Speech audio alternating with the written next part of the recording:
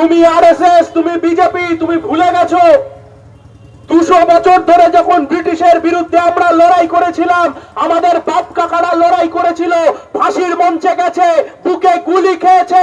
তোমার শ্যামাপ্রসাদ মুখার্জি তখন ব্রিটিশের বুট মুছে দিত, আমাদের বাপ কাকারা ব্রিটিশের বুট মুছে দেয়নি। নেতাজি সুভাষচন্দ্র বসু লড়াই করেছে ব্রিটিশের বিরুদ্ধে। তুমি বিজেপি আজকে নেতাজি সুভাষচন্দ্র বসুকে গালাগালি করছো। নেতাজি সুভাষচন্দ্র বসু লড়াই করেছে ব্রিটিশের বিরুদ্ধে, ইংরেজদের বিরুদ্ধে। তুমি বিজেপি আজকে নেতাজি সুভাষচন্দ্র বসুকে গুন্ডা বলছো আর শ্যামাপ্রসাদ মুখার্জির ফলক লাগাচ্ছ। তুমি জেনে রাখো, তুমি যত খুশি ইতিহাসকে বদলাতে চাও, আমরা সবাই নেতাজির বাচ্চা, আমরা ভগৎ সিং এর বাচ্চা, আমরা শ্যামাপ্রসাদ মুখার্জির বাচ্চাদের কাছে মাথা নিচু করব না। লড়বো বিজেপির চোখে চোখ রেখে, বাংলাকে বাঁচানোর জন্য, দেশকে বাঁচানোর জন্য। আজকে এই বিজেপি সরকারের আমলে দেশের সংবিধান, দেশের মানুষ, দেশের জাতীয় সঙ্গীত, দেশের জাতীয় পতাকা সবকিছুর উপর আক্রমণ নামিয়ে এনেছে এই বিজেপি আর আরএসএস। আজকে যখন লাল ঝান্ডা কাঁধে নিয়ে লড়াই করছি, আমাদের লড়াই ওই 2 পয়সার মূল্য তৃণমূলের মতো নয় যে কালো স্করপিও গাড়ি চড়বার জন্য রাজনীতি করব। আমাদের লড়াই 2 তলা 3 তলা বাড়ি করবার জন্য নয়। আমাদের লড়াই বড় স্করপিও গাড়ি কেনবার জন্য নয়। আমাদের লড়াই আমাদের বাপ কাকারা যে স্বাধীনতা নিয়ে এসেছিল, যে স্বাধীনতা আজকে আমাদের দেশের সরকার আমেরিকা থেকে শুরু করে সবার হাতে নিলামে তুলে দিচ্ছে, তাদের বিরুদ্ধে লড়াই, বিজেপির বিরুদ্ধে লড়াই, আরএসএস এর বিরুদ্ধে লড়াই। কখনো বলছে দেশের জাতীয় সঙ্গীত পাল্টে দেব, কখনো দেশের মানুষকে এসআইআর এনআরসির নাম করে মানুষকে বিপদের মধ্যে দাঁড় করিয়ে দিচ্ছ। কিন্তু কলকাতার ববি হাকিম কোটিপতি, ববি হাকিমের নাম এসআইআর এ বাদ যায়নি। কোটিপতি ববি হাকিম, তার বিরুদ্ধে তোলাবাজের অভিযোগ ছিল, সে এখন বিজেপির চোখে ভালো হয়ে গেছে। আর ভালো করে তাকিয়ে দেখবেন এসআইআর এ কাদের নাম বাদ গেছে। দেখবেন এসআইআর এর নাম বাদ গেছে গরিব, পিছিয়ে পড়া সাধারণ মানুষের। কেউ ধর্মের দিক থেকে মুসলমান, কেউ ধর্মের দিক থেকে হিন্দু, কিন্তু দেখবেন গরিব পিছিয়ে পড়া মানুষ, বেশি কাগজপত্র নেই, দিন আনে দিন খায়, তাদের নাম বাদ গেছে। লাল ঝান্ডার বন্ধু গরিব মানুষ, লাল ঝান্ডার বন্ধু যারা কতর কাটিয়ে খায়, আজকে 27 লক্ষ মানুষকে যখন এসআইআর এর নাম করে তুমি খাদের ধারে দাঁড় করিয়ে দিয়েছো, লাল ঝান্ডা চুপ থাকতে পারে না, সিপিআইএম চুপ থাকতে পারে না। তাই আইনের লড়াই হোক বা রাস্তার লড়াই হোক, এসআইআর এর বিরুদ্ধে যে লড়াই এবং এসআইআর এর মাধ্যমে সাধারণ মানুষের যে হেনস্থার লড়াই, এই হেনস্থার বিরুদ্ধে লড়াইতে লাল ঝান্ডা শেষ অবধি এই লড়াই লড়বে। তৎকালীন মুখ্যমন্ত্রী বলেছিলেন না উনি নাকি বিজেপির বিরুদ্ধে লড়বেন। তৎকালীন মুখ্যমন্ত্রী বলেছিলেন, তৃণমূলের নেত্রী মমতা বন্দ্যোপাধ্যায় বলেছিলেন বিজেপির বিরুদ্ধে লড়বেন। আর আমরাও বলেছিলাম যে সিপিএম একটা জিতুক, 2টো জিতুক, 0 জিতুক, সিপিএম থাকবে। কিন্তু তৃণমূল যেদিন থাকবে না, তৃণমূলের পার্টি অফিসে বাতি দেওয়ার মতো লোক থাকবে না। আমাদের কথা মিলিয়ে নিন। 27 লক্ষ মানুষের নাম তো আজকেও এসআইআর এ বাদ হয়ে রয়েছে। আজকে আর প্রাক্তন মুখ্যমন্ত্রীকে কিছু কথা বলতে শোনেন? 27 লক্ষ মানুষের নাম তো আজকের দিনেও বাদ হয়ে রয়েছে। প্রাক্তন মুখ্যমন্ত্রীকে এ নিয়ে কোনো কথা বলতে দেখছেন? দেখছেন না। তার কারণ বিজেপি সরকারে আসুক আর বিজেপি সরকারে থাক, নিজে আর নিজের ভাইপোকে জেল যাত্রা থেকে বাঁচানোর জন্য বিজেপির কাছে খোলা হাতে আত্মসমর্পণ করে গোটা রাজ্যটা বিজেপির হাতে তুলে দিয়েছে।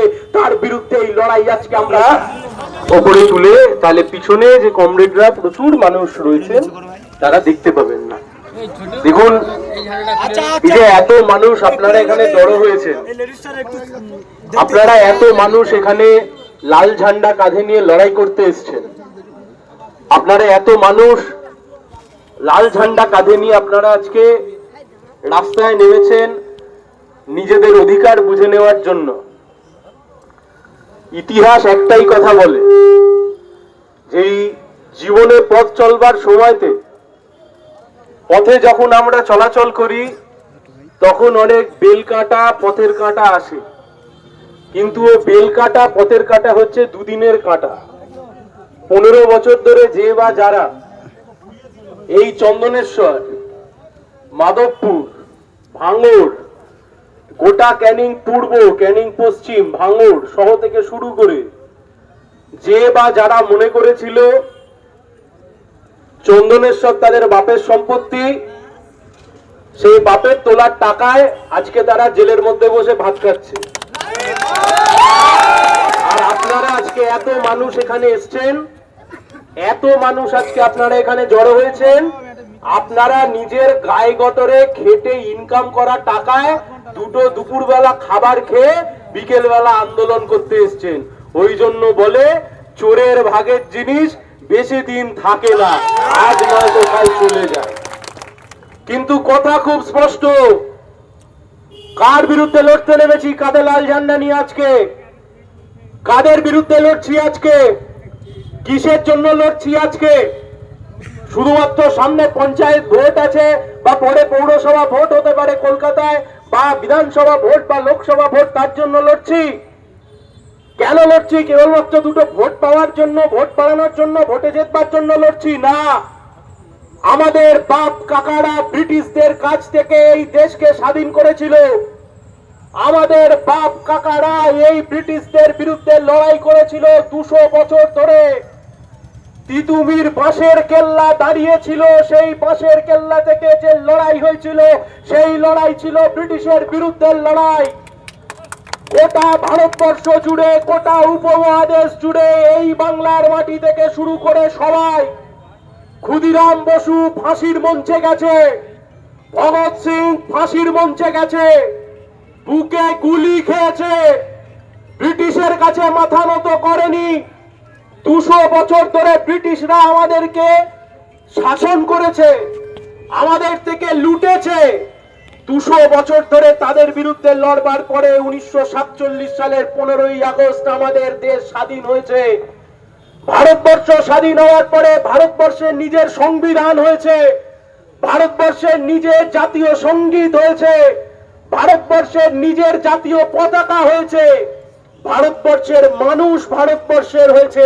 আজ থেকে 4 মাস আগে বিধানসভা ভোট হয়েছে, 4 মাস আগে বিধানসভা ভোট হয়েছে। আপনারা এখানে যত কমরেডরা এসছেন, যত মানুষ এসছেন, আপনারাও হয়তো অনেকে তৃণমূলকে ভোট দিয়েছিলেন বিজেপিকে হারানোর জন্য।